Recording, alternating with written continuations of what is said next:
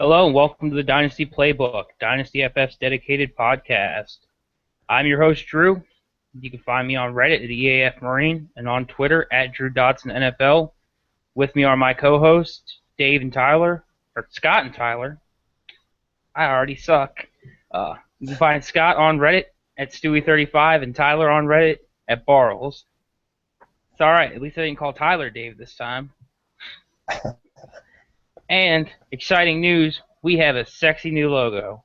For all of you on our podcast apps, it should be uploaded fairly soon when they refresh the feed, and it's way prettier than before. All right, well let's just jump right into our week in review. First, I want to give a shout out to all our mock draft participants. We've been running 5 2QB mocks and 2 1QB mocks, which have been so much fun to run. Lots of fun tracking everybody down. But for everybody that's been doing them, thanks for participating. Thanks for keeping up with them. We really appreciate it. We will be running another series of 2QB mocks coming up. I'll be doing sign-ups starting Monday. That's it for the mock drafts. And for our week in review, we're going to start with an in-depth look at the Combine. And Tyler, I'm going to let you start off with kind of some of your initial thoughts. Yeah, so I didn't get too deep into the Combine, but I got to look at most of the big players. I just kind of made a quick list of some winners and losers. The guys that I see that came out way ahead. Obviously, Kevin White blew it up. He's creeped up on Cooper, if not past him at this point on most people's boards. Obviously, the draft's going to have something to do with that, but the dude was just a stud. Stephon Diggs came in 6 foot tall, measured well, 10-inch hands, super explosive. Nelson Aguilar as well. And then Melvin Gordon, I think he looked pretty good, man. I mean, he looked good getting his head around tracking the ball, looked good in the shuttle drills. I have a lot less reservation than I did before. The big winner for me out of the Combine is the guy sitting with rookie draft pick 1.03. I can't really find a way to separate Gurley, Cooper, and White. So sitting at 3 is a pretty sweet spot to be right now because the work's going to be done for you. So what do you guys got? Yeah, completely agree. Gordon, I got a lot less reservations than I did have. Still a little hesitant. Want to catch him at the pro day, see a little bit more work, but completely agree on Kevin White. Love Stephon Diggs. Loved seeing the 10-inch hands. Another guy that you didn't bring up, which I'm surprised, is Jalen Strong. Had a very solid combine, ran a 4.42, 42-inch vert, 10-foot 3-inch broad jump. Legitimately solid numbers. Way better than people were expecting to put up. And I think it's putting more and more credence to our thought that he should go ahead of Parker. Now, I know Scott doesn't agree with us, but he's wrong, so. Yeah, go ahead. No, I was actually about to pass to you, so go ahead. All right. So, I mean, I really thought that what stood out to me is the depth in the running back class. I was pretty impressed. I mean, nobody's, in my opinion, at the level of Gurley or Gordon, but there's a lot of guys that are pretty high there that I think could be contributors really early in their career if they get into the right situation or if they're put in a platoon or a running back by committee, however you want to say that. Jay Ajayi, I thought Duke Johnson looked good. Langford. There was so many people that just looked like a team could draft them in the first 3 rounds of the NFL draft, which is something that I think you haven't seen in a while from a running back class. So that was one of the big takeaways. I try not to take too much away from any one thing, but I mean, like you said, Jalen Strong looked good. Kevin White, great combine as well. So I mean, really, it seemed like the guys that you kind of assumed would take over a little bit did that, and that's really what you want to see. It's reassuring your combine, or not your combine, your video review and everything that you've been working on, looking at up to this point. So I think that it was good, but once again, I try and stay with my my original ideas and just used this as a affirmation of all my work I've already done. And that's an excellent point. That's why I wanted to bring up J.J. Nelson, who ran the fastest 40 in the entire combine. It was a 4.28, I want to say. And that's why you have to have context with the guys. J.J. Nelson ran a 4.28, which is fantastic. But he weighs 156 pounds. He's 5'10". Great, but a cornerback's gonna be able to throw him for a loss. Like, great, he can run fast, but he's gonna get destroyed in the NFL. So it doesn't mean a lot. So you have to have context with the combine numbers. You have to go back and watch them, but I mean, there's really not a whole lot else to say. But you also brought up Jeremy Langford, who is not a guy I've done a lot of work on. You know, he's one of those names I keep hearing. This is going to be one of those late round sleepers because it's such a fun word for people this time of year.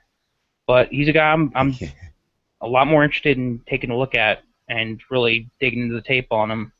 I really want to wait for them to get a few more videos put on Draft Breakdown for him so I can kind of get a couple more diverse games look on him. But I'm a lot more interested in getting my eyes on him.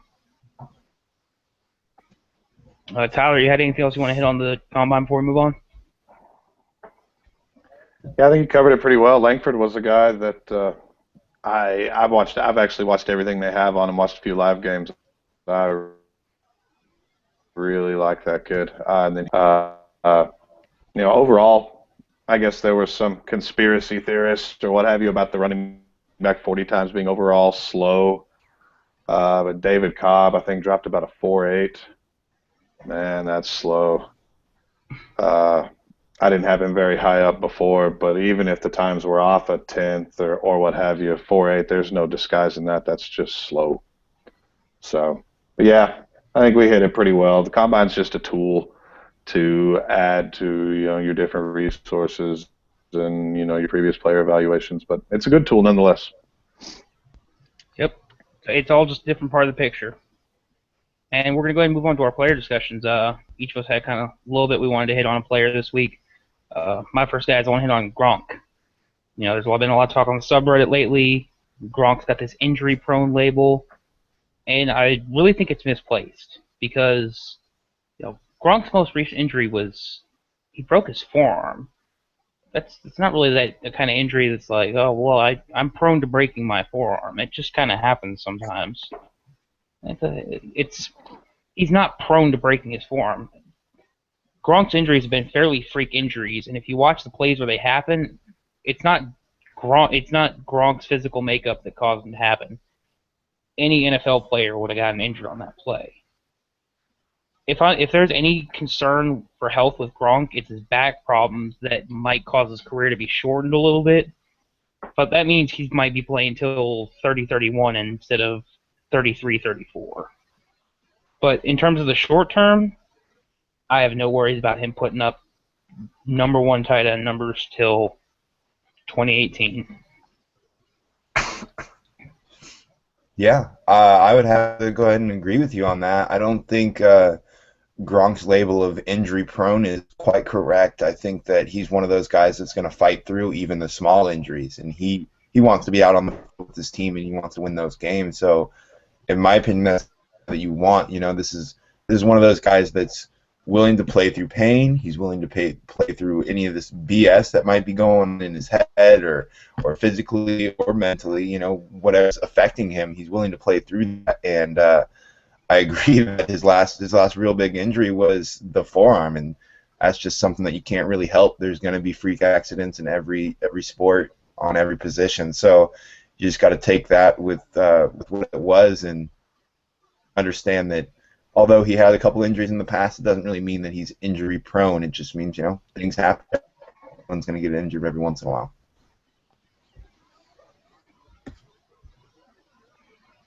Yeah. Tyler, got anything to add on to that? Nah, I mean, I'm right on point with you guys, so anyway, we can move on. Yeah, not a whole lot to say about it. All right, awesome. I think I'll go ahead and take over again then, and we'll go with the tight end that I wanted to discuss. mostly because my dynasty value has changed on him recently based on things that have come out. We touched on it earlier. Julius Thomas, he's got this label now that he's not playing for the right reasons, is what people are saying. This is coming from teammates that might be bitter about him leaving or him looking to go other places. So I mean, you can't tell too much, but I also I'm keeping an eye on that. He has been known now to not be willing to play through injuries, which is exactly what Gronk is willing to do. This is a guy that might go out more often than you'd like to see out of your tight end, and you might miss him for more than half of a season, a couple seasons coming up in these next few years after he signs this big contract, most likely with somebody. I'm keeping an eye on where he's going. That's going to matter a lot to me about how his value increases or decreases, what kind of quarterback he's got, what kind of weapons are going to be around him, because I think he was partially a product of the system. He's got a big body. I think he's going to be a good red zone target, but I don't think he's going to be able to put up the kind of numbers he was putting up in Denver everywhere. I don't think that's just like who he is, Gronk or Graham are, you know. So I think this is something definitely to keep an eye on. Whether the rumors are true about him not playing for the right reasons, I don't think that should be too much into your decision. But I'd always keep that in the back of my mind just in case you're right on the border with another tight end that you might like close to as much. So I think that's something to keep an eye on.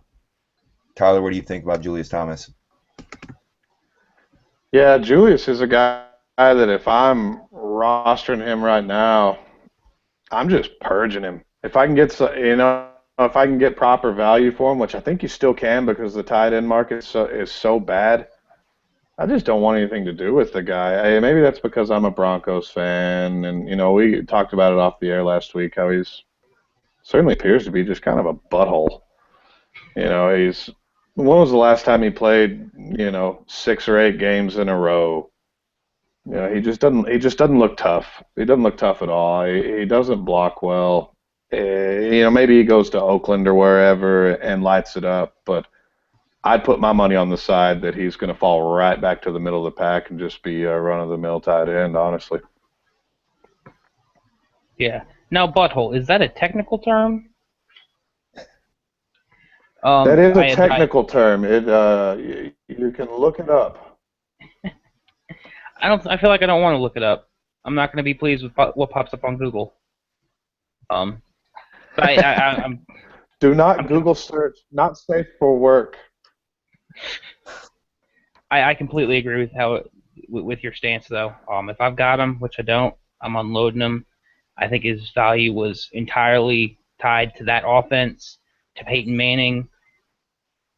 I mean, even in Peyton Manning's historic offensive season, he didn't even break 1,000 yards receiving. Granted, he had 12, 13 touchdowns, and that's why his value got so inflated. But that tells me his value is as a red zone threat only. And touchdown numbers are very hard to replicate year to year. And I'm just not betting on that, especially not as a top 5 tight end. Give me Eifert, give me ASJ, give me Jordan Cameron, give me any of them. I'd rather have Jordan Reed and his concussions over Julius Thomas and whatever is wrong with him.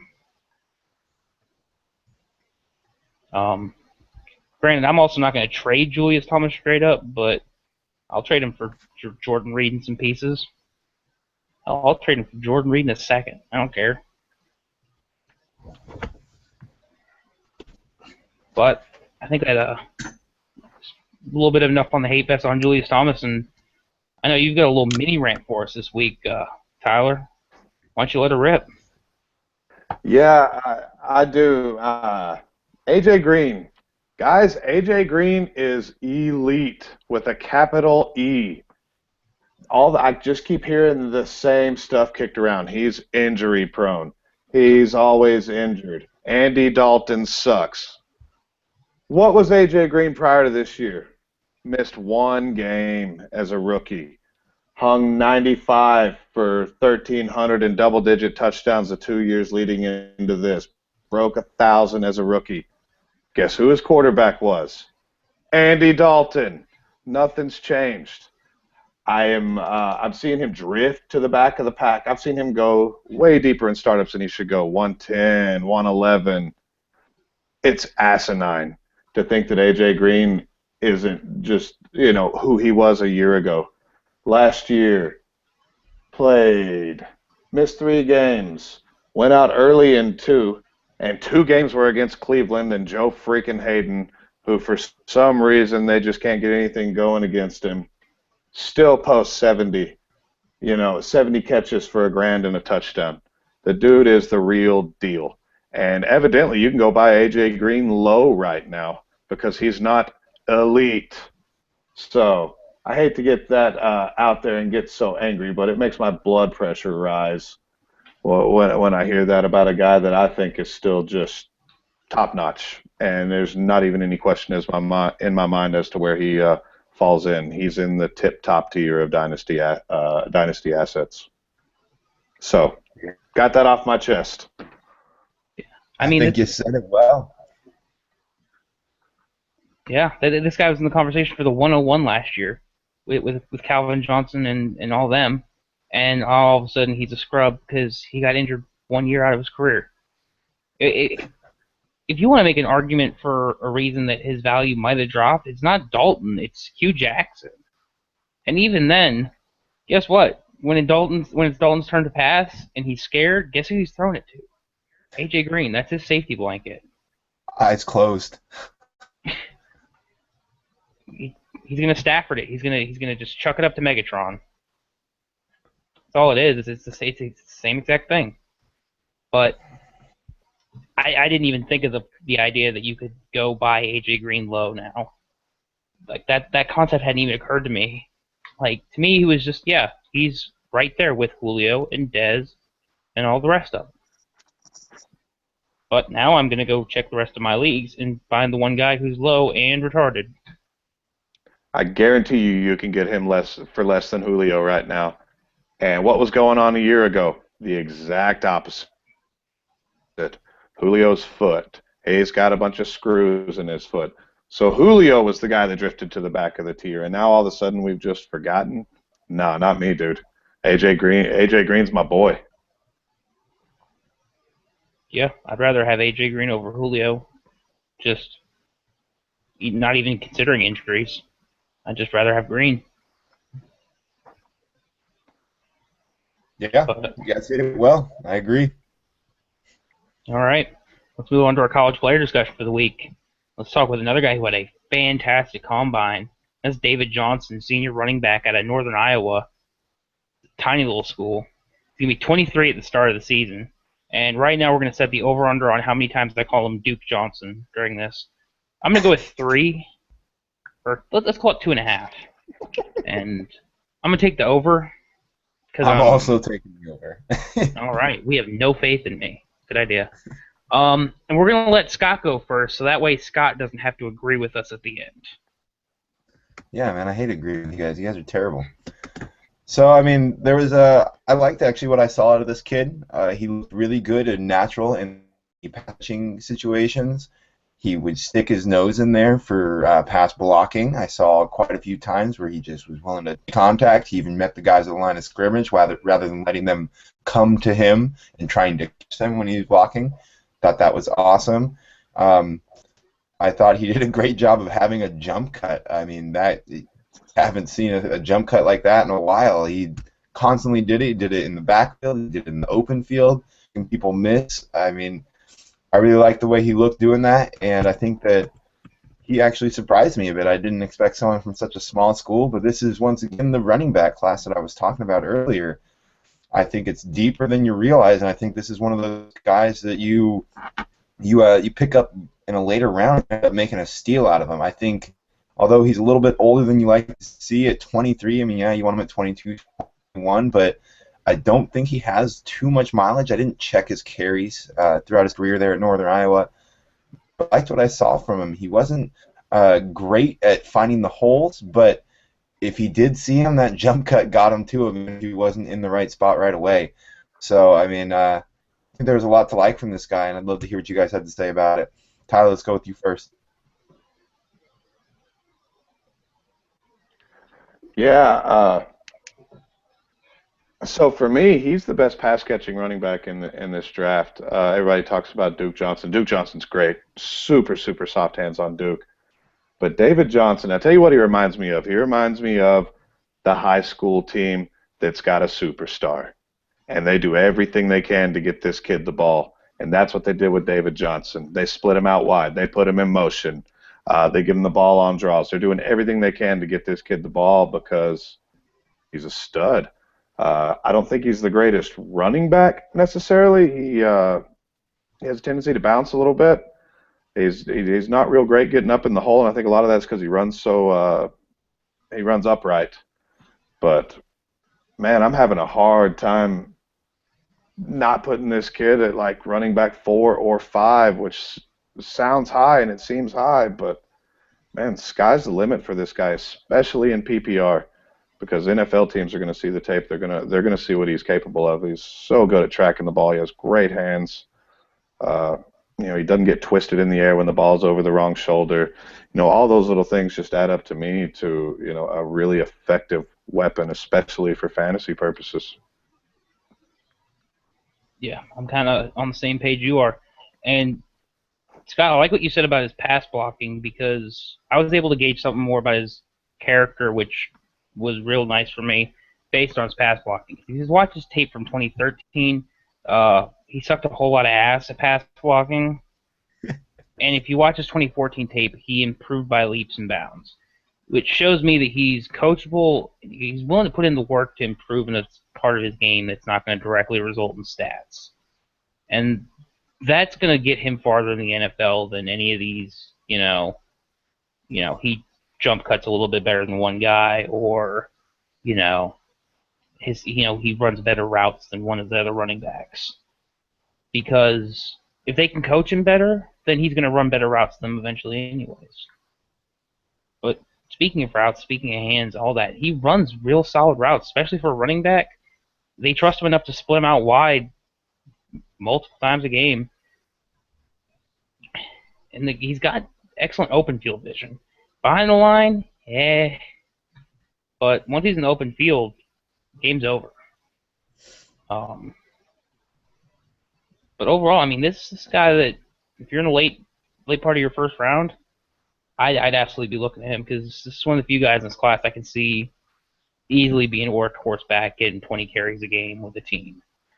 I have concerns with Duke Johnson. I have concerns with Amir Abdullah, even Jay Ajayi, who I love. I have concerns about all of them potentially having to go to committees, whereas this guy I can easily see being the back wherever he goes. And I think that gives him more value than it gives him a boost in value over just what he can do on the field.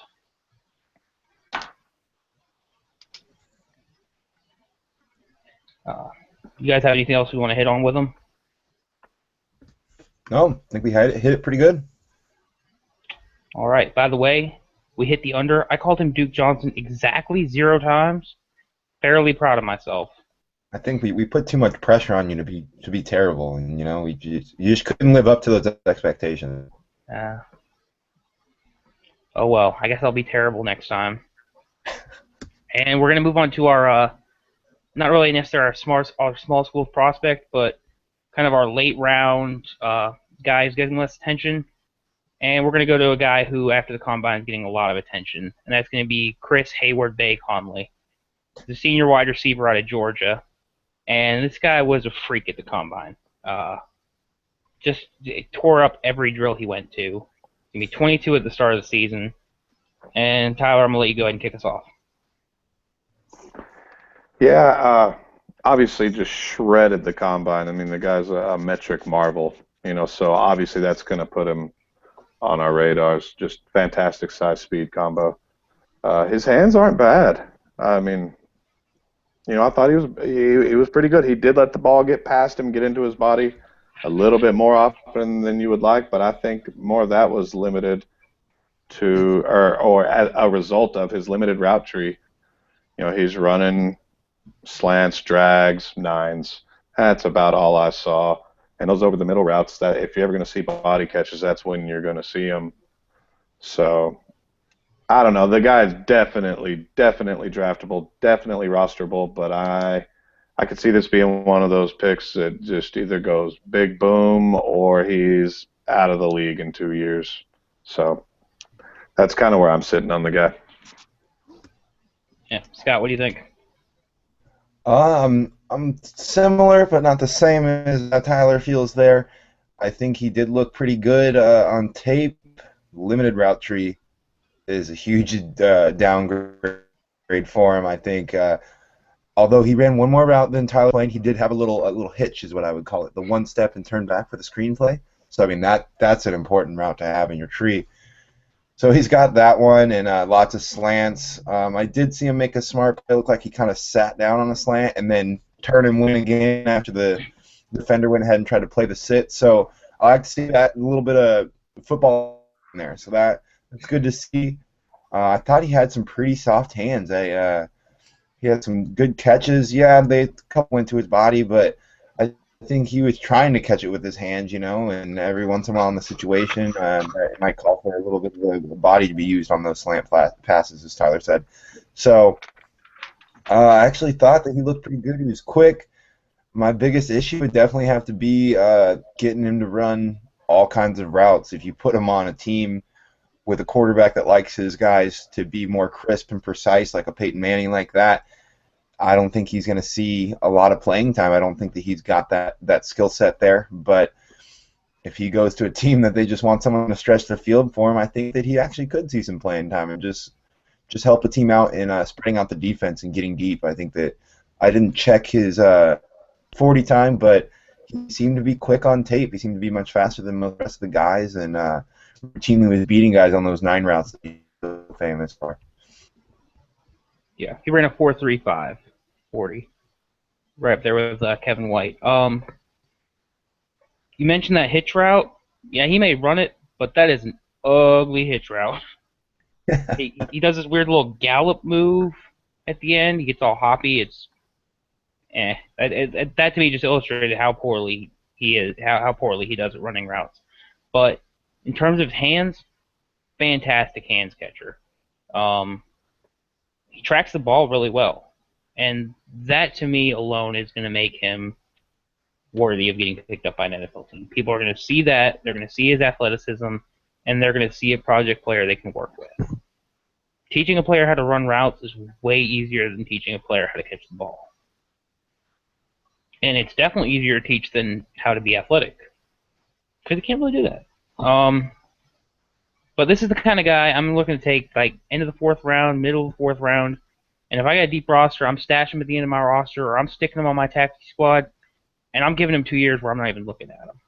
I'm going to let him develop in the NFL. I'm going to let him sit on a practice squad or whatever he's going to do, and I'm just not going to have any expectations because he doesn't have a skill set to play in the NFL yet, but he can get there. He's got some abilities that are going to translate, and I would definitely be interested in him being a potential fantasy asset down the road. Tyler, anything else you wanted to add on that before we move on? I think that's it, man. All right. Yeah, real quick for me. I thought that he body controlled too in the air. Along to go with that tracking. I mean, he sees the ball, he knows where it's going to go, and he's able to contort his body however he might have to. Which is good for something like a back shoulder pass if he can learn how to run some routes. Yeah. But moving on here, go ahead and head over to the submitted questions here this week.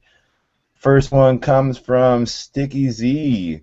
Can y'all speak to the Tampa Bay backfield? Do you think they grab another running back in the draft and ship out Martin? Drew, let's hear what you have to say first about this. Oh, I think the Tampa Bay backfield is horrendous. If I can get Doug Martin cheap, I'm doing it, but not because I hope he has any connection to the Tampa Bay backfield. I want him to wash his hands clean of it and get a second chance somewhere else. I think he's still got ability to be an NFL running back, but I think that there's something in his head that's in Tampa that's keeping him from doing it. I don't know that they're going to ship him off, but he's going to be a free agent end of this year. That's a guy I'm looking to go pick up cheap. As for what I see them doing, they might go pick somebody up in free agency, but more than likely they'll pick somebody up in the draft. Uh, Maybe a Jay Ajayi, maybe TJ Yeldon. Um, I'm not really going to speculate on who they could get because there's about 1 billion running backs in this class they could get. But something has to be done there. Bobby Rainey is not the answer. And as much as I like Charles Sims, he can't do it by himself. He's going to need a complement. He's at least going to need, a power runner, maybe, a Cobb or, something to that effect. Tyler, what do you think? I think that's about right. We've talked before how I like to group backfields, and I like to group cheap backfields. And last year, the Tampa Bay backfield was a cheap one for me, and it blew up right in my face. So the first note I wrote when I read this question and started making my notes was bleh. What do you do? It's just a mess. I still think Dougie's the guy. Depending on how he performs, maybe they let him go, maybe they keep him around. Rainey was serviceable. Mike James looked good as a rookie. He's still hanging around. As far as I know, Mike James is still hanging around. Then you got Charles Sims, who, like you said, Charles Sims to me, and why I don't want to say a third down back. I just don't see anywhere that Charles Sims is any kind of workhorse. So I'd be the least bit surprised to see them spend a fourth rounder on a running back. I don't think they're going to really consider it a priority early just because the franchise has so many more needs other than running back. But all in all, if I'm not on the Tampa Bay running back bandwagon, meaning I don't own pieces of it right now, I'm really not looking to go get any of it unless I can get it for cheap. So, Scott, you got anything else? I'm going to have to piggyback on the end of Drew's first statement there and say that I think that they're going to go get a running back in this deep running back class, and I think they're going to find someone that's going to complement Charles Sims. I think Sims is a good back and someone they might want to work around. I do like the fact that you brought up Mike James. I already forgot about him, so it's you got to remember all those guys that they have, but I think that unless you're getting all these guys for cheap, and I'm going to want at least 2 or 3 of these backs before I'm willing to invest in anybody. I'm not going to go out and just get Sims or just get Martin. So I do think that Martin's probably the most valuable out of the backs that are currently rostered by Tampa Bay. But I also think he'd be even more valuable if he got out of there and gave it another shot somewhere else. Not sure what happened after that one season that he had, but I think that maybe a little bit of change of scenery could do good for Doug Martin. So I do think Tampa Bay will pick up a running back. I don't think they'll go out and spend any money on one in free agency. And I'm just not sure what they're going to do with Martin. That's one thing that remains to be seen, and I think that'll show you how far or how early in the draft they're going to be willing to draft a running back based on whether or not they keep Martin. Now, we talk about them drafting a complement to Sims. I started thinking about, potential free agency options, and I think one of the best complements to Sims would be Stephen Ridley, who he's proven to be, a very effective RB1 on his own. 1,000-yard rushing, 1,000-yard rushing season, 10 touchdowns. What would you all think of that? Using Stephen Ridley as that kind of power runner and spelling him with Charles Sims, using him on the passing downs. What would that do to Tampa Bay's backfield value, in your opinion, Tyler? For me, assuming that really takes over Doug Martin's role, first off, I'm going to be ecstatic because nobody has more shares of Stephen Ridley than this guy. He was the ultimate buy low and even still kind of is. I think it'd be a really nice fit because Ridley's not – that's where he's always had trouble is on third down. That's what Sims is going to excel at. I think it'd be a fantastic fit, honestly. Scott? Yeah, I have to agree. I think that that would be a nice compliment in the backfield, but my biggest thing is just I don't think that Tampa Bay is going to want to spend money on another running back with how many one they already have rostered. and 2 with all the other needs that that team already has. Well, I was operating under the assumption that they get Ridley fairly cheap, considering he finished the season injured last year. He's a couple years separated from his 1,000-yard season. And that was one kind of seemed plausible for them to pick up. But Yeah, I feel like we. I mean, real quick, considering what you said there, I do think that he'd fit in well there, and I think that he's one of those guys that's pretty underrated right now due to the injuries, like you said, the couple years removed from that 1,000-yard season. Yeah, I think we've touched on that topic pretty well. We're gonna move on to question number 1 coming from LooseForX88, part 1. Who would be in your rankings for top 5 QBs, running backs, and wide receivers? And he starts off giving us his top 5 QBs are Luck, Rodgers, Cam, Wilson, Stafford, which fairly standard. I'm gonna go ahead and just kick it off. We'll do it position by position. Mine's a little bit different, but fairly close. It's gonna be Luck, Rodgers, Cam, Wilson, and then Tannehill, because I love Tannehill. We've been over this. Tyler, how do you differ? I know you have Cam before Wilson, just like I do, just like he does. Yeah, I have Cam before Wilson, and for me, Luck and A-Rod are 1A, 1B. I'm not putting that much stock into the age difference because A-Rod's still going to give you 5 years. I mean, that is a long frickin' time. We get kind of caught up in age, but a quarterback, it doesn't matter that much. And in 5 years, there's a good chance I've turned over most of my roster anyway. So enough of that. My number 5 is Matty Ice. I love Matt Ryan. It's a man crush thing. I could see Tannehill there. I could see Stafford there. But Ryan's my guy. Yeah, Scott? I get it. Ryan's my 6. And to clarify, is 4 still Wilson then for you there, Tyler? That is, yeah, that's correct. All right. Mine's a little bit different. I'm going to go Luck, Rodgers, Cam as well. I think that's just the solid top 3, youth and skill-wise. I think they're easily the top 3. And I'm actually going to Stafford at 4 and Ryan at 5. I personally don't think Wilson has quite as high of a ceiling as those guys, but I do think his floor is much higher than both of those guys. So that's where I'm putting Wilson just a little bit below. I think those 3 are really close in there, and I'd put Tannehill in that group of all guys that are really close for those next spots. Gotcha. Yeah, I dropped Stafford down a little bit after this season. He was in my top 5, but seeing how he produced when he wasn't getting the volume was kind of pretty concerning for me.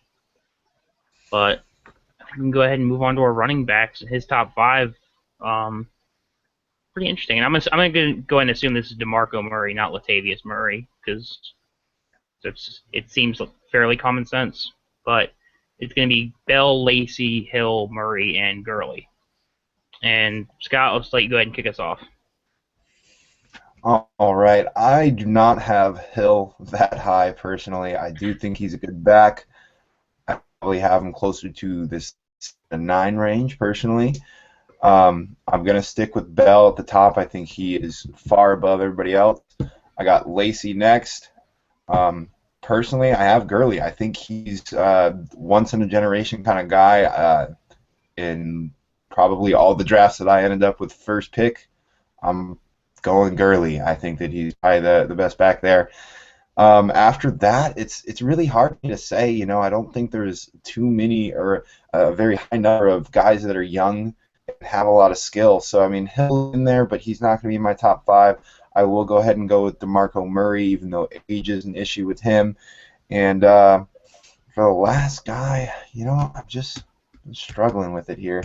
Let's see. Who do I do? It's just hard to say.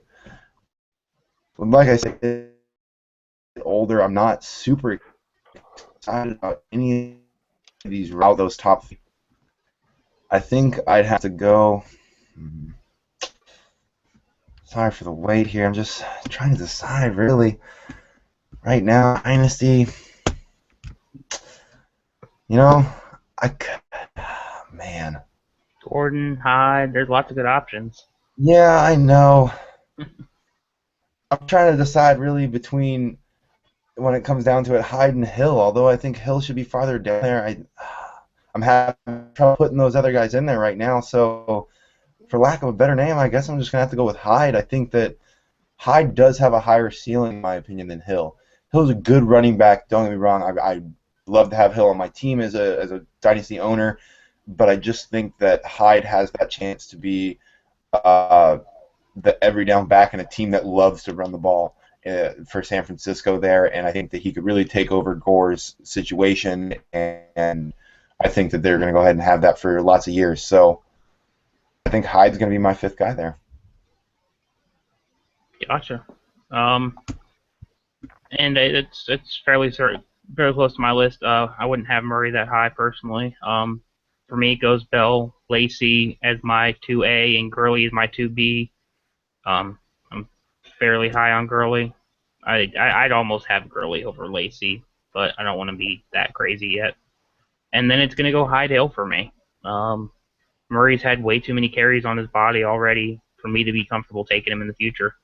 I've seen what that amount of carries does to Foster, does to Rice, and I'm just not interested. Tyler, go ahead. Take what I say with a grain of salt because I'm terrible at running backs. It's a well-known fact. Bell, obviously, tier 1. Lacey, Gurley. I'm still buying Shady McCoy. I think he's going to have a huge year next year. I don't see any reason why he wouldn't. And I still like Jamal Charles as my 5. I think we've got another 2 solid seasons out of both of those guys on the back end of my top 5. And I churn running backs about every 2 or 3 years anyway, so perfect. I'll take them both. Awesome. All right, let's finish this up with the wide receivers. Let's go Odell Beckham, Antonio Brown, Mike Evans, Des Bryant, and Julio Jones. And guys call Julio Jones. That's his name. Kind of went retarded there. And mine go Odell Beckham, Mike Evans, Antonio Brown, Des Bryant, because it's Sunday and I feel different today than I did yesterday. And then, I guess Julio. Top 5, same top 5, just different order. I guess I'll go ahead and go next. Yeah. I'm going to go ahead and I'm switching this around quite a bit. Me personally, I'm going Dez 1. I got AJ Green, guy we just talked about earlier, as my 2 personally. 3 would be Julio, 4 OBJ, and 5 very last. I'm going to go ahead and put Antonio Brown, just eking out Mike Evans for me.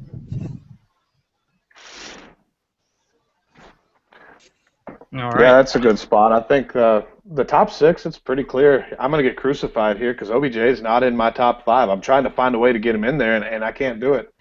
For me, it's AJ, Dez, Julio, Antonio, and Evans. I still give Evans the edge over Beckham. A lot of that's the size thing. A lot of it's the red zone target thing. I like Evans just a shade better than Beckham, but I think Beckham's going to drop right in there at number 6 for me.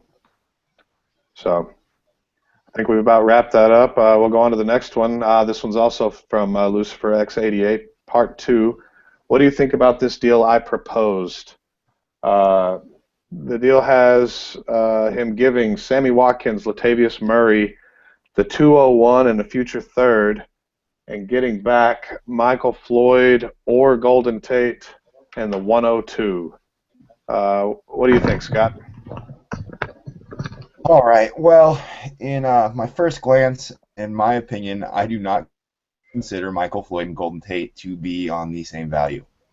I am not switching those 2 interchangeably and saying that it's going to be the same trade. I think if you're getting Michael Floyd, you're getting a lot more than if you're getting Golden Tate. That's just me personally. And if I was on this trade, I do think it's actually pretty close. At first glance, I thought it was pretty far apart, but 102 to 201 is really not that far of a drop. I think the talent drops off quite considerably during that range, but it's not a terrible drop as far as how many spots you're losing. So if you had a guy you prefer farther back and you were having trouble making that distinction between the top 3 guys, it's a good way to move back and pick up an elite wide receiver. But I think that you're giving too much, giving up Watkins, and then also Latavius Murray, who a lot have as a really back right now, although we have not seen a lot out of him. I'm taking the Watkins side of this trade. I prefer to be on that end, receiving Watkins. Yeah, I agree. Give me the Watkins side. The 102 is going to give you Cooper, White, Gurley, and those are all fantastic pieces, but I'd rather have Watkins. He was the 101 for a reason, and he gave you every reason last season to just be more and more confident in his abilities in the NFL. He played with Kyle Orton. He played in an offense where he was the only one producing, at a good level. And I think it's selling too cheap. The 201 is going to be a legitimately good player in this class. Latavius Murray has legitimate value on his own right. Michael Floyd is, I love him, but he's going to explode, all right? He's going to have an AJ type season. I won't say anything bad about him.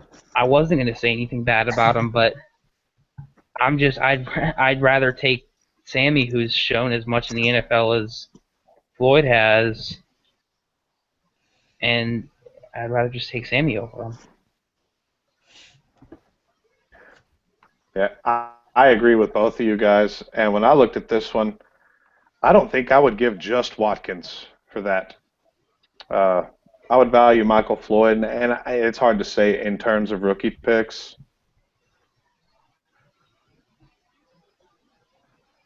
$107 more than that.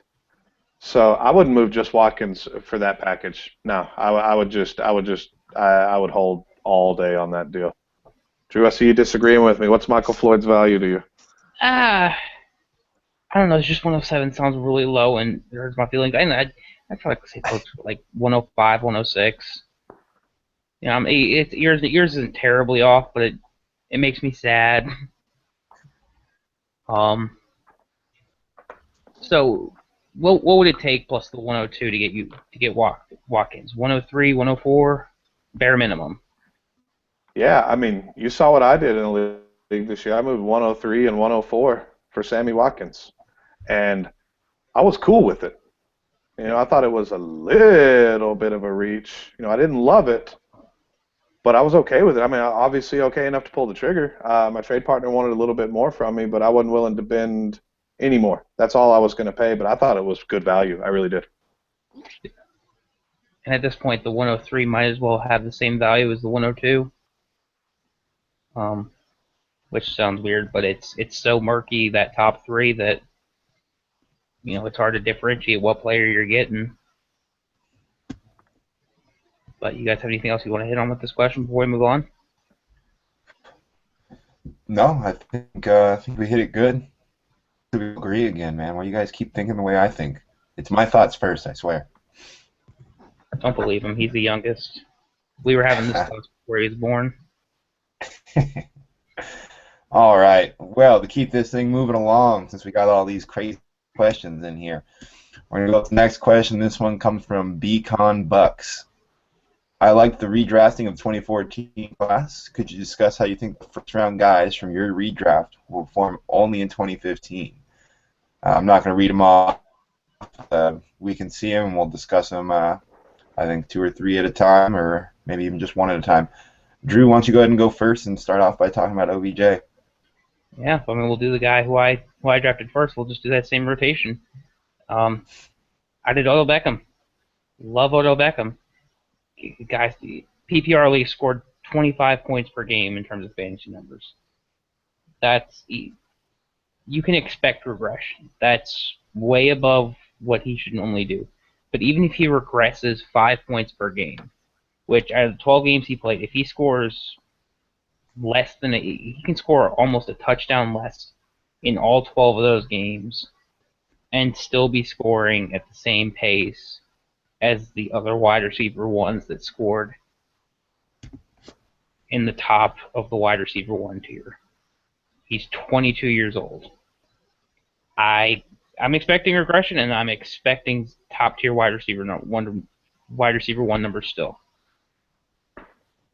If anything, Cruz comes back. If he looks even halfway decent, I don't think that's going to take away from his numbers. I think that's going to provide him with somebody that they have to cover that's not Odell Beckham, because they weren't covering Ruben Randall because they didn't have to.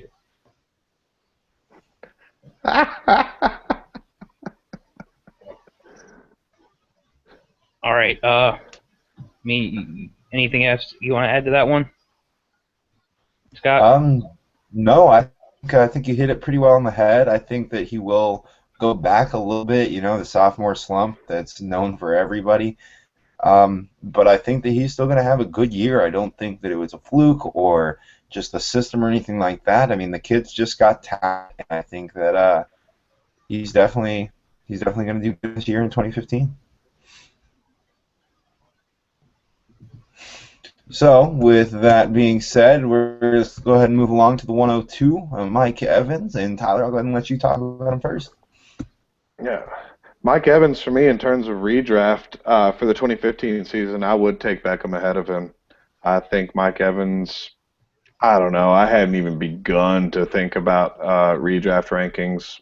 I got to think wide receiver 10 or so. That line, 70 catches, 1,000 yards. 8 or 10 touchdowns. So I think that's about right for Evans. I mean, he's going to be a solid redraft play, but would much, much, much rather have Beckham, at least for next year anyway. So looks like you're up next with Watkins, Scott. Awesome. Yeah, I definitely agree with Evans. I think he's going to continue to be a little bit of a up and down play as far as week to week goes. I don't think you're going to know what you're going to get from him. Whether or not he gets that touchdown, I think, might have a little bit to do with whether or not he's playable each week. But Watkins, I think he'll continue to grow. I think this is one of the guys that I kind of actually expect a little bit of progression from him rather than to fall back the way most players do in their sophomore season. I think that he's continuing to grow and to learn there in Buffalo, and regardless of who's going to be throwing him the ball this upcoming season, I think that because they don't have very many weapons or any weapons there in Buffalo, depending on who you ask, I think that he's going to continue to go up and continue to get better. That brings us to 104. Oh, go ahead, Drew. I was agreeing with you. I think Watkins is definitely in for some improvement. I think we're looking probably about 75, 80 receptions, 1,100 yards, like 6, 7 touchdowns. But I'm willing to bet at least 40% of that comes yards after the catch. Oh yeah. I think Rex Ryan's going to use him a lot in the short yardage game, and guess what? He thrives in that. So we're going to move to my 104. And when I say my 104, I mean my 104 because Cooks is my player. This guy was on pace for 1,000 yards as a rookie, playing with Drew Brees. If you look at how his targets changed halfway through the season, his utilization decreased, but his how'd it go? His catch rate increased, but his utilization decreased, even though they put him on deeper routes. They took him off those little 2-3 yard dink routes with a guy who's running 4.3, and all of a sudden, holy shit, he's fantastic. I think Sean Payton figured out how to use him right, and I think we're going to see a lot more of that. I think we're going to see a lot more creative play calling with him, and I think we're looking at bare minimum wide receiver 2 numbers from him. Easily wide receiver 1 upside, especially on a weekly basis. I don't think Drew's ever had a wide receiver like this to throw to, and I think he's gonna tear it up. So when you said Drew there, were you speaking in third person, or were you referring to Breeze? No, Drew. He and I are on a first name basis. Oh, okay. We're boys. Like, get with the program. All right, I think you hit that pretty well, being your team and all. I'm gonna go ahead and throw it over to Tyler now for Jordan Matthews at the 105. Yeah, so J-Matt 2015 redraft. Ugh. I don't know, man. You're going to want him rostered. I'm not I'm not so sure I'm going to be hip to having him in my week one lineup in a redraft just because that Eagles offense spreads the ball so much. I do think the sky is the limit for this guy. A lot of it's going to hinge on what Macklin does. But Riley Cooper's out of there. He's such a bum.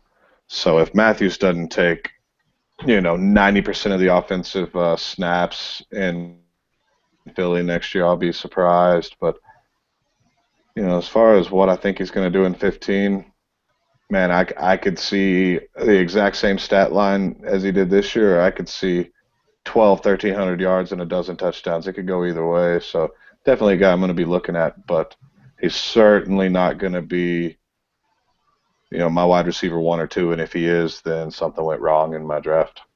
So, Scott, you got A-Rob. If you end up with Jordan Matthews as one of your 1 or 2 wide receivers, you must have went running back early, which we all know you love to do. Nah, early QBs. Gotta lock up Luck and Rodgers. Gotta have that backup. All right. So I'm going to go ahead and continue moving on here. Allen Robinson with the 106. I think this is another guy that's going to continue to improve. I hope to see him pick up right where he left off before the injury there and to build some more rapport with Blake Bortles. I think if Bortles improves, A-Rob improves. I think if Bortles struggles, then A-Rob's also going to struggle. But I don't think that even if they're both having a little bit of a struggle, I don't think that A-Rob is going to be unplayable. I think he's someone that could fit in your flex and even every once in a while in your wide receiver 2 position in a redraft league this season. So 107, Jeremy Hill. Drew, what do you got? Yeah, that was my guy. I think we're gonna see more of what we were seeing towards the end of the season. I think we're gonna see him getting at least 15 carries a game. I think he's gonna probably average 4+ yards a carry, or 4.5 yards a carry, let's say. Easily 8+ touchdowns. He's gonna be a running back 1. He's gonna be a redraft running back 1. He's gonna be a dynasty running back 1. You're gonna want to own him. If Gio goes down, hold on to your hats, folks. He's gonna be the running back 1. Because they're just gonna shove it down your throat with Hill, and it's 30 carries a game. Screw it, why not? 180 yards, 2 touchdowns, all day. I like it. Let's move on to move Tyler or Scott with Kelvin Benjamin. All right, I'll go ahead and talk about Kelvin then.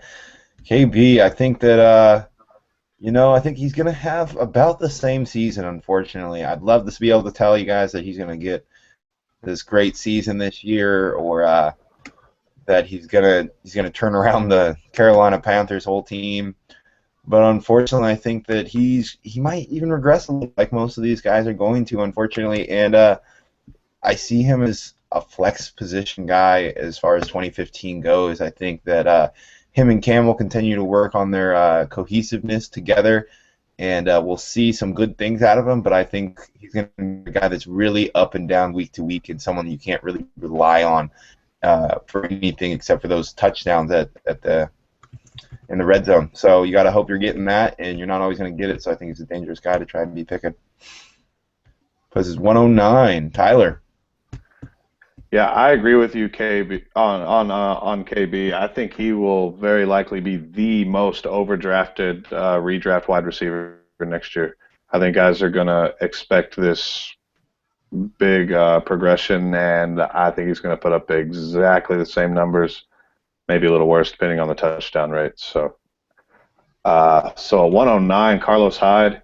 I hope the hype stays down on this guy because I'm only going to have one redraft league left. It's the home league with my buddies. So if you guys are listening, Carlos Hyde sucks, man. You don't want him. I will love Carlos Hyde as an RB1 next year in redraft. They're going to shove the ball down the kid's throat. He's going to get tons of run. Love Carlos Hyde next year. Yeah, well, hey, it's the same deal like I've always said with the Cordero Patterson. Here's the play call. snap the ball, shove it down Cordero's throat, and tell him to run. And that's what Just they need to go. do with Carlos Hyde. Just get him the ball. So, love Carlos Hyde next year. Hell yeah, Forrest Gump it. Just go. That's right. I'm all about it. Every one of my Carlos Hyde shares is hoping that's what's happening. Because they need to go back to a power run game. Because that's going to be better for Cap. It's going to be better for their defense. Keep them off the field more. And guess what? They get to utilize one of their best weapons. There's no reason why that's not going to happen. And let's go ahead and hit up my 110, I can't give you a solid answer. I'm going to have to give you a BS answer because my player is Devontae Adams, and we won't know until we find out what Randall Cobb does. If Randall Cobb leaves, wide receiver 2 easy. Just because he can catch passes from Aaron Rodgers. He's already shown he can do it. If Randall Cobb stays, bye week fill-in. Injury fill-in. Flex if everything goes wrong. If you drafted Cordero Patterson and Justin Hunter, and that was a mistake, and I did that. Yeah, all right.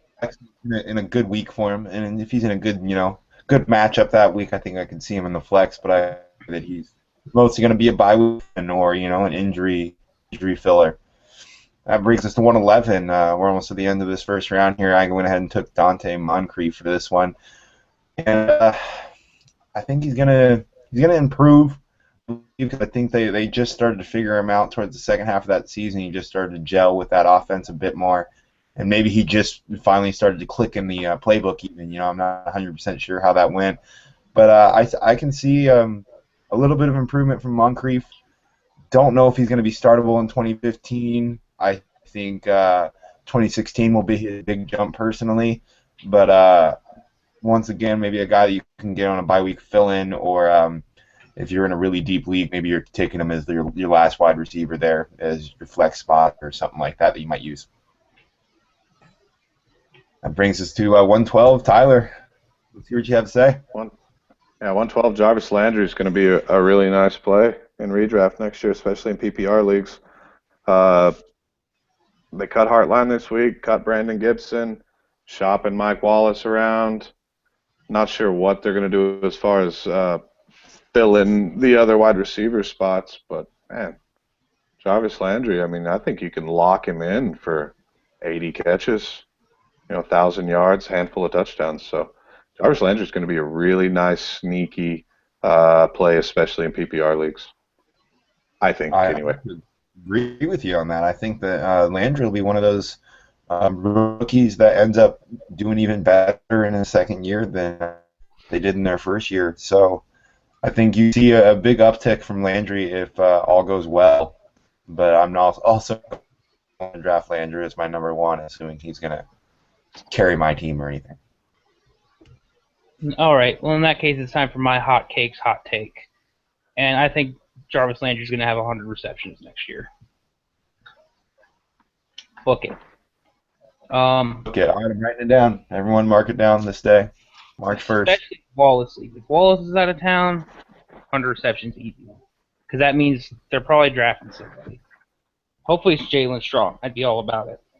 But that means he has to. Yeah. It means he needs time to develop. He's not going to be stealing. He's going to get like 50, 60 receptions. That's plenty to get 100 to Landry. But I feel like that wraps it up for us. I'm surprised we made it through that. Good job. Let's move on to our next question, which is not so much of a question, but a topic suggestion. We got this a little bit before the show started, and the topic suggestion is Jordan Matthews. This is a little bit of a long one, so hang in there with me, guys. Why do people still prefer guys like Sammy Watkins, Mike Evans, and Brandon Cooks more than Jordan Matthews? This is coming from GI on the subreddit. First off, I'm a huge Jordan Matthews believer. He's not an Eagles fan, though. You probably won't see him reach his potential until maybe next year. Too many targets to go around in Philly. But there's plenty of arguments to make that he should be drafted before any of the wide receivers in this class. His measurables against the other wide receivers in this class are what he thinks matters. Matthews is a thinner and faster Larry Fitzgerald and similar in size to A.J. Green. He has elite catching ability and due to his size and can win with the defender on top. For his size, his 4.46 40 time was above average. He had the second best bench press numbers in his class, which for a wide receiver to me is a useless stat. Bench press for a wide receiver is not important. And has the biggest hands in his class. Among his peers, he ranges from average to above average to best, depending on what category you're looking at. He would be one to bet that Matthews becomes the most consistent big wide receiver in coming years, and potentially the best in his class if he can find himself a more than just efficient QB. Do we agree, and if not, why? And I'm going to go back to the initial question is, why do people still prefer guys like Sammy Watkins, Mike Evans, and Brandon Cooks more than Jordan Matthews? And I'm going to take the call on this because I've been thinking about it since he posted it. The reason we prefer Watkins, Evans, and Cooks is because of every reason. Tape. Everything they do on the field. It has nothing to do with the metrics. It has nothing to do with their hand size. It has nothing to do with their vertical. It has nothing to do with their 40 time. Oh, and tape. Don't forget about tape. Oh, that's right. What's on the tape? It's Sammy Watkins he's a more natural player. Mike Evans is a more dangerous red zone threat. Brandon Cooks is a faster player, and he tracks the ball better in the air down the field. This is not in any means a way to hate on Jordan Matthews, but Jordan Matthews was drafted after all those players in the NFL draft and in rookie drafts because of what was on the field. You know, metrics have their place, but you can't make your evaluation purely off of metrics. Metrics have to be a part of the picture. They can't be the picture. And Tyler, I'm gonna pass it to you, and I'm gonna let you add on and see what you guys say. Yeah, I mean, I'm in agreement with you there, and I guarantee you're not going to find a bigger Jordan Matthews guy than me. You can look high and low. Scott and Drew can both attest to it. I love this kid. I loved him coming out. I loved watching him in college. He was a one-man gang at Vanderbilt. Did great work in the toughest conference in the nation against the best defensive backs he can find. It's something that Drew and I have talked about on a couple of occasions, how we tend to try to outsmart ourselves. We are not smarter than NFL GMs. This is what they do for a living. The fact that Buffalo moves up big to take Sammy early, Mike goes early, St. Louis trades up and then takes Cooks, and all this happens before Jordan Matthews. I'm going to give a lot of credence to what the guys that do it for a living, what their decision process was. They obviously, if they liked J-Matt better than those three, they would have taken him there because they could have. It's not a knock on Jordan Matthews at all, not by any stretch of the imagination. He is a fantastic player, and I think he's a future, top 12 asset overall. But there's no way in the world I'm putting him ahead of those other three guys. No way. So it's pretty cut and dry for me. Scott, give us your hot take. All right. I mean, I think it was just the situation or the timing for Jordan Matthews that is making this particular person feel like he's being shorted or undervalued. Any other draft class, I mean, take it even this draft class or last draft. I mean, I'm not very good with the draft class before this past one, so we'll say even this draft class. I think he is the first or second wide receiver off the board. Cooper is a hell of a guy, hell of a receiver. White's hell of a receiver, so I think he could fit right in those top three. But, I mean, he wouldn't be fourth in any other draft. I think that this person is kind of taking that and thinking that people are undervaluing Matthews. I just think that class is so good. Watkins is one of those guys you're not going to see very often. Evans is the same way. Cooks is a hell of a receiver. I think that class was so overloaded with talent, people are forgetting that, these guys at 7th, 8th, best wide receivers in the class or fourth, fifth best wide receiver in the class, there's still guys that half the time would have been the best receiver in a class if they weren't in such a loaded class as they were last year. But I think you guys all said the reason that we prefer those other guys over Jordan Matthews better, and that was mostly what you see on the field. That tape doesn't matter how good you do, how good your measurables are. It's going to come down to what we see on the field. So I agree. You got to follow what all these scouts that are apparently getting paid to do it are doing. Yeah. Quick note on what you said about in another draft class. Even guys like a guy like Dante Moncrief, who went a round later than Jordan Matthews, most draft classes would have been a first-round pick. That's how deep this class went. Jordan Matthews, I would easily take him as the number 3 wide receiver in this class. No questions asked. 2013 draft, number 1. Over Tavon Austin. Granted, I wasn't high on Hopkins coming out, so he would have been my number 1. But I've come around. I've seen the error in my ways. Yeah, you messed up there, Nukes. Man, I done fucked up. I know. Sorry, we all make mistakes, but no, we don't.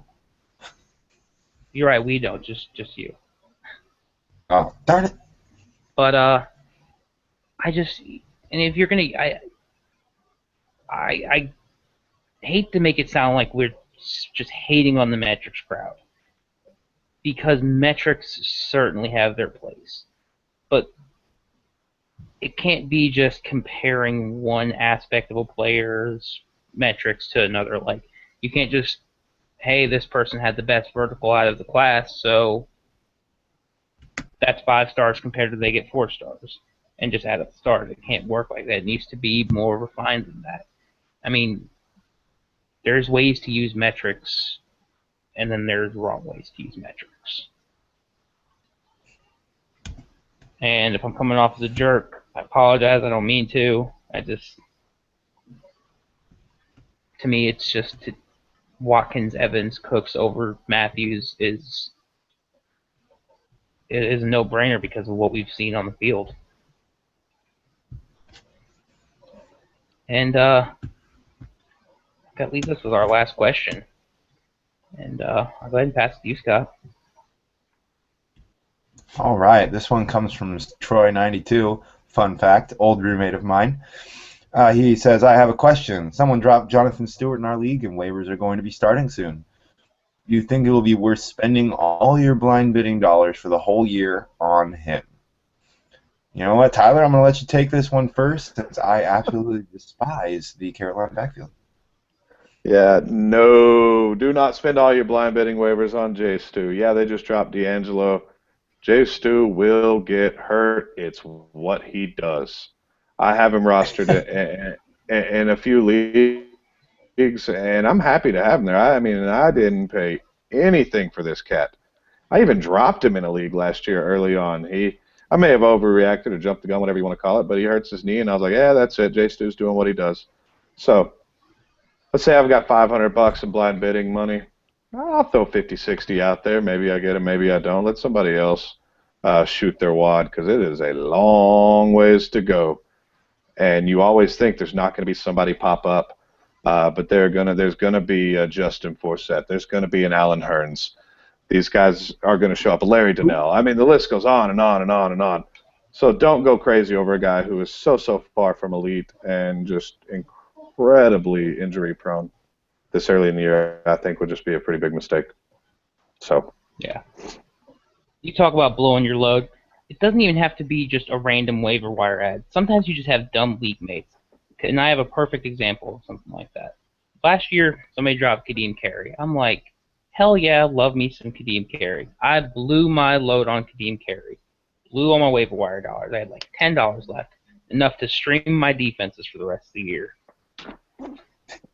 2 weeks later, about week 2, I want to say, Trey Mason's been rotting on a bench, not even going to games. He gets dropped. I could have had Trey Mason, but I got Kadeem Carey. Guess who didn't bid anything on Kadeem Carey? Most of the rest of my league. Just me. I was the only one excited to get Kadeem Carey. Go after J Stu. He's worth something, but I agree with Tyler. If you're gonna go after him, spend 15% of your waiver wire budget, 15 to 20, because while he's on the field, if he looks like he did at the end of last year, he's gonna be RB1, maybe high end RB2, and that's worth something. Especially, I mean, he's still 28, surprisingly enough. He's broken like a guy that's getting disability from the government, but he's only 28. So I would definitely go out and try and get him, but it's a long season. It's a long off season where rookies end up looking disappointing and people got to clear room to get somebody else they like. You don't want to blow your load early, especially on Jonathan Stewart. He could get injured in the preseason. There you go, done. Now you won't see him again until he's 29. And who knows, by then he's getting cut by the Panthers, for sure. Then they can afford to cut him. God, what an awful contract that was. Between him and D'Angelo Williams, I would be so pissed if I was a Panthers fan. I really would. But that's neither here nor there. Let's move on. I mean, well, not let's move on, but you guys have anything else you want to add to that? I'm just going to agree with mostly what you guys said. I think the best bet in this situation is I'm trying to spend anywhere from 10 to 25% of my total blind bid dollars on him, and I'm hoping he has a good game week 1, week 2, and I'm looking to turn around and sell him right back. I know a lot of leagues that I'm in allow trading your blind bid dollars, so I'm going to try and get all that money back and then some, and then maybe a player with it. I'm looking most likely, if I'm grabbing Jonathan Stewart, it's just to turn him around and sell him when after he gets back to a high.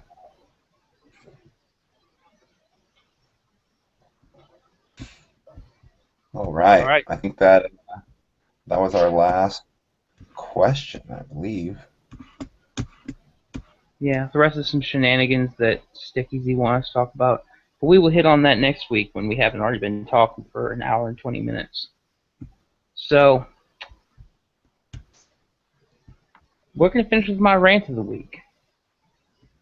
And as you can tell by the script, it is blank. Because I have been so busy this week with school, that I have nothing fantasy related to rant about, except for getting sniped in the league I'm in with Tyler. So much sniping. So many players I wanted that I didn't get. Oh, it's the worst. It's the worst feeling ever. But I got all the players I wanted, except for the ones I got sniped on. So... So brutal, dude. It's so brutal. I mean, every freaking round. It doesn't help that you and I are drafting in front of each other alternating rounds, so one of us is getting each other. Yeah. And we know which one right of us... in the middle. Yeah. But I feel like that's a good enough rant. Maybe I'll listen to some Lewis Black this week. I'll get nice and angry. Maybe I'll go stand by the crappy intersection where nobody drives good in my town, and I'll get mad at them, and I'll come write something on here. But until then, you guys have any last parting shots for us this week? Nope. Nope. All right. Remember, guys, the show is available on Stitcher. It's available on iTunes. If you like the show, give us a rating. Let us know how we can improve. What we're doing crappy, what you like, what you'd like to see in the future. Help us, improve the show for you.